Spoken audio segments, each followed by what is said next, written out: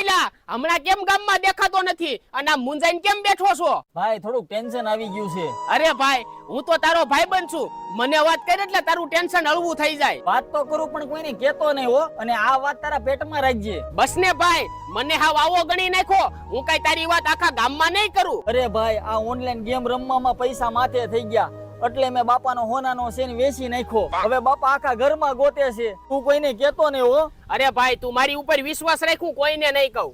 આ સિવાતા શા આપો તો. શરમ કર હાડા, ગેમુ હાટુ બાપાના હોનાના સેન વેચી નાખસ. તમને કોણે કીધું? ઓલા દુષ્યંતે. એલા આયેલ તો હા બોલો ને. ઘરમાં ચોરી કરતા શરમ નો આવી?